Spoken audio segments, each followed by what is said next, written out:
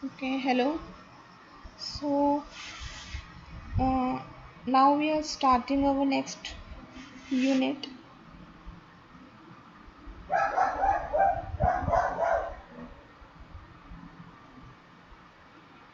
Our last unit, unit 5. हमारे पास इस unit में समझने के लिए वही टॉपिक्स हैं जो मैंने आपको लास्ट यूनिट के लास्ट लेक्चर के एंडिंग में समझाए थे। हम लोग यहाँ पे इस यूनिट में पढ़ेंगे e governance infrastructure,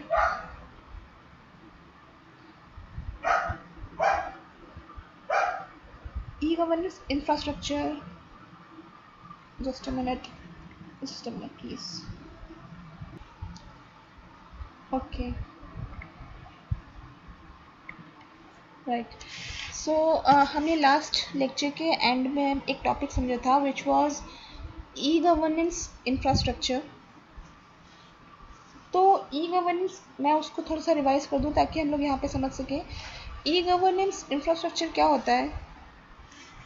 it is basically किसी भी ई गवर्नेंस को इस्टेब्लिश करने के लिए हमें कुछ बेसिक चीज़ें चाहिए।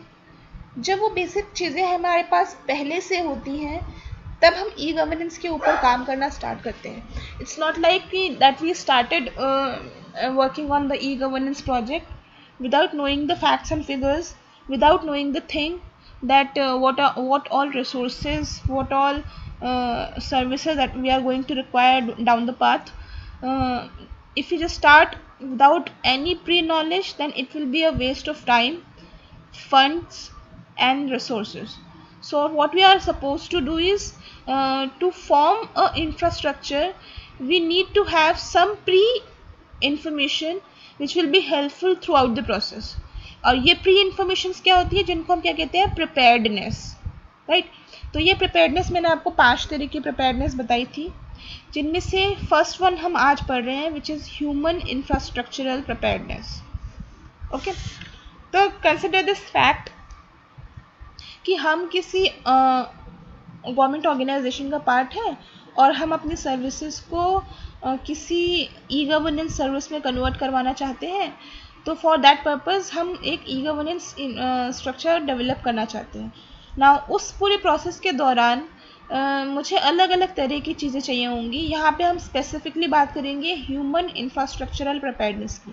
मोर स्पेसिफिकली हम किसकी बात करेंगे? उस पूरी प्रोसेस के दौरान अलग अलग स्टेजेस पे, अलग अलग लेवल्स पे हमें किस किस समय किस किस तरह के स्किल्स के ह्यूमन बीइंग्स चाहिए होंगे, उसके रेफरेंस में बात करेंगे। ये ह्यूमन बीइंग्स को हम क्या करते हैं? एज अ रिसोर्स ट्रीट करते हैं, यानी इनको हम ह्यूमन रिसोर्सेज मानते हैं। आपको पता होगा हर ऑर्गेनाइजेशन में we have an HR department and HR stand for human resources. तो हर ऑर्गेनाइजेशन को चलाने के लिए ह्यूमन रिसोर्सेज चाहिए होते हैं अलग अलग लेवल्स पे, अलग अलग कामों को करने के लिए। तो इस ह्यूमन रिसोर्सेज का बहुत बड़ा रोल होता है जब आप किसी ई गवर्नेंस स्ट्रक्चर को लेके आना चाहते हैं। तो बेसिकली हो क्या रहा होगा, हम एक ऐसा स्ट्रक्चर चाहते हैं जो किसी ऑफलाइन प्रोसेस को किसी ऑनलाइन प्रोसेस में कन्वर्ट कर दे ना। हमारी थिंकिंग प्रोसेस क्या है कि हम एक ऑनलाइन वर्जन बनाना चाहते हैं किसी ऑफलाइन पर्पस का, और इस ऑनलाइन वर्जन में ह्यूमंस की इंटरवेंशन कम या नहीं होनी चाहिए, और इसके लिए हमें ह्यूमन रिसोर्सेज चाहिए। तो काम जब भी आप किसी ऑनलाइन प्लेटफॉर्म को बिल्ड कर रहे होते हो, then also you require different types of humans which are basically skilled enough to generate that what do you call generate that e-governance structure. Now इस पूरी प्रोसेस के लिए सेम स्किल्स के मैनकाइंड्स या सेम स्किल्स के मैन पावर मुझे नहीं चाहिए होगी। तो मुझे कुछ लोग ऐसे चाहिए होंगे जो टेक्निकली बहुत स्ट्रांग होंगे, मुझे कुछ लोग ऐसे चाहिए होंगे जो मैनेजरियली बहुत स्ट्रांग होंगे, कुछ लोग मुझे ऐसे चाहिए होंगे जो फील्ड पर्पस में स्ट्रांग होंगे, कुछ मुझे टेक्नीशियंस चाहिए होंगे, कुछ मुझे प्रोग्रामर्स चाहिए होंगे, कुछ मुझे डिज़ाइनर्स चाहिए होंगे एंड सो ऑन। तो मेरी स्पेसिफिक ह्यूमन रिसोर्सेज की लिस्ट काफ़ी बड़ी होगी।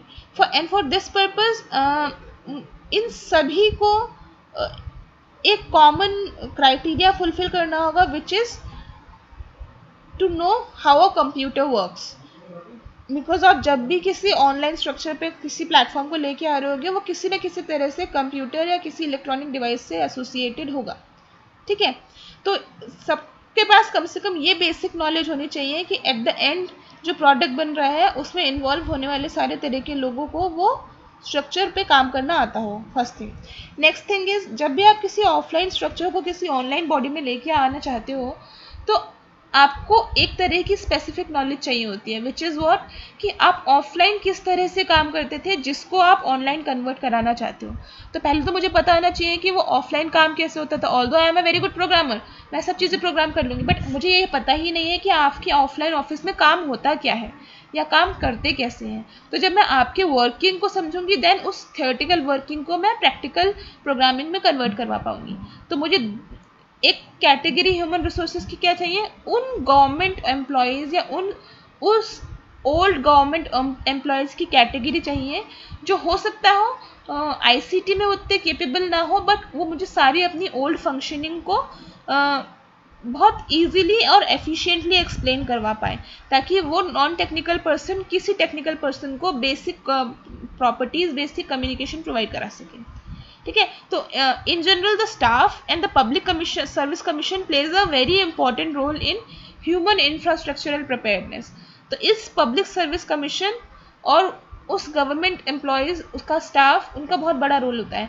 अब यहाँ पे पब्लिक सर्विस कमीशन का कहने का मतलब क्या है, this is the commission which plays the major role in recruiting the human resources for the particular project. तो जब भी आपने देखा होगा गवर्नमेंट कोई नया प्रोजेक्ट इंस्टॉल करके या प्रोजेक्ट का आइडिया लेके आती है, तो उसका काम क्या होता है, उस ह्यूमन रिसोर्सेज को रिक्रूट करना या अपॉइंट करना या अप्लाई करना जो उस प्रोजेक्ट के ऊपर काम करेंगे। तो ये काम करने का काम किसका है, हमारा पब्लिक सर्विस कमीशन का, जो इस तरह की कैटेगरी वाइज रिक्रूटमेंट या ह्यूमन रिसोर्सेज को अपने पास टाइमली अवेलेबल करवाते हैं। नाउ नेक्स्ट थिंग, इसको ह्यूमन इंफ्रास्ट्रक्चरल प्रिपेयर्डनेस क्यों कहते हैं, this is what we should know in advance, यानी उस प्रोजेक्ट पे काम करने वाला कौन है ये मुझे पहले से पता होना चाहिए।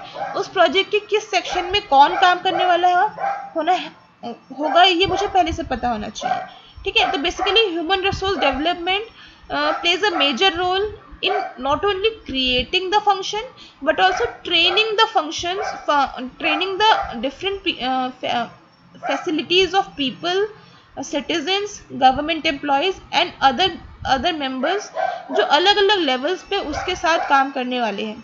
तो इस ह्यूमन इंफ्रास्ट्रक्चर प्रिपेयर्डनेस के अंदर उन लोगों की ज़रूरत तो है ही जो उस पूरे स्ट्रक्चर को बिल्ड कर रहे हैं, इसके साथ साथ उन लोगों की ज़रूरत भी है जो उसको टेक्निकली या नॉन टेक्निकली तो भाई बिल्ड नहीं कर रहे हैं, ना उसमें कोई उनका रोल प्ले कर रहे हैं, बट वो उसको उस प्रोसेस को थ्योरेटिकली और प्रैक्टिकली समझकर और लोगों को समझाने का काम कर रहे हैं, which is known as training cell.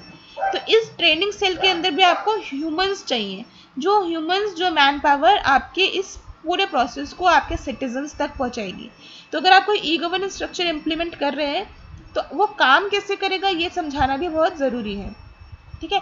तो the technical manpower resources are essential for all the phases of e governance and related information system of the life cycle, such as system analysis, system design, programming, implementation, operationalization and documentation. These are different stages of building a program or building a software cycle. Throughout each phase of this cycle we need to have basically different forms of individual which will let us know कब क्या काम होना है, किस तरह से होना है, ताकि हम इंश्योर कर सकें कि सारी एक्टिविटीज़ अपने प्रॉपर टाइम पे हो रही हो, कोई भी मिस्टेक्स ना कंडक्ट हो रही हो, right. Okay, the national public IT infrastructural institutions such as national informatics centre, जिनको हम NIC कहते हैं, for e governance provide manpower for all such activities. For all these activities, the manpower is provided by NIC. Besides, the private corporation also plays a major role in the regard in many e-governance activities. So sometimes in services को private organizations भी deal करती हैं. Okay? Right. ठीक है. So this is a process now in this process private organisation का काम क्या होगा? प्राइवेट ऑर्गेनाइजेशंस क्या कर सकती है? किसी भी ई गवर्नेंस एक्टिविटी में इंटरफेयर नहीं कर सकती है, but they can always add on to the technical support which are basically which an e-governance project requires. तो गवर्नमेंट स्टाफ या जो भी स्टेक होल्डर्स हैं, जो भी गवर्नमेंट प्रोजेक्ट्स चल रहे हैं, जो भी यूज़र्स उनको यूज़ करने वाले हैं, उन सबको प्रॉपरली ट्रेन करने के लिए हम एक स्मूथ फंक्शनिंग के लिए प्राइवेट ऑर्गेनाइजेशंस की हेल्प लेते हैं, जो कम समय में बेटर ट्रेनिंग और अलग अलग जगह पे ट्रेनिंग प्रोवाइड कराने में हेल्प करती है. ठीक है, only such trainings will be provided which are capable of handling such e-governance projects and operational environment. जो इनके साथ डील कर सकते हैं, सिर्फ उन्हीं लोगों को अलाउड होता है कि वो इस क्रूशल फेज को या इस क्रूशल सर्विस को हैंडल कर सके. ठीक है, सॉरी, ठीक है. तो जब भी आप किसी ई गवर्नेंस प्रोजेक्ट के साथ ह्यूमन इंफ्रास्ट्रक्चरल प्रिपेयर्डनेस रख रहे होगे, तो हमें सिर्फ इतना ध्यान देना है कि जितने भी आपके पास स्टेजेस हैं. Now let us understand what are the stages. We have the stages such as system analysis. What is system analysis? जब भी आप किसी प्रोजेक्ट को बिल्ड कर रहे होते हो, तो आपका बेसिक या इनिशियल काम क्या होता है? To understand the project, to understand the basic requirements that we are having. और उससे भी पहले आपका काम होता है बेसिक प्रॉब्लम एरिया को समझना. तो प्रॉब्लम को जब बेसिकली अंडरस्टैंड कर लेते हो, तो उसके बाद हम अलग अलग तरह से सिस्टम को एनालाइज करते हैं for requirement, for functioning, for operational analysis and different and so on. Then जब ये पर्टिकुलर स्टेज कंप्लीट हो जाती है, इसके साथ इन्वॉल्व सारे ह्यूमन बींग्स को, ह्यूमन रिसोर्सेज को यूटिलाइज कर लिया जाता है, then we move on to the next stage which is system design. What we do is we design a particular system which handles and deals with the designing of what we are going to produce. तो हम जो structure बनाने वाले हैं वो कैसा दिखेगा, किस तरह से वर्क करेगा, उसके लिए एक प्रॉपर डिज़ाइन बनाया जाता है, जिस डिज़ाइन पे एक अलग तरह के ह्यूमन रिसोर्सेज के साथ काम किया जाता है. Okay, then we have a programming section. What does programming section basically do? It basically convert this design to a respective program. तो मैं एक चेन बना के समझाना चाहती हूँ कि किस तरह से मेरा काम होने वाला है, और उस चेन को एक्चुअली प्रोग्रामिंग में कन्वर्ट करने का काम होता है रिस्पेक्टिव प्रोग्रामर्स का.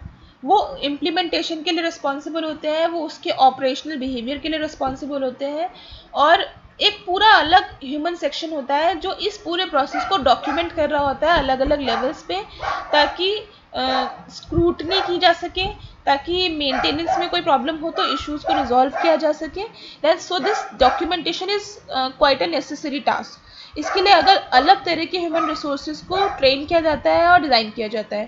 तो this whole process basically helps in preparing human section of big process which is designing an e-governance project. So this section is known as human infrastructural preparedness. I hope you clear hoga. We'll come with the next topic and understand it better. Thank you.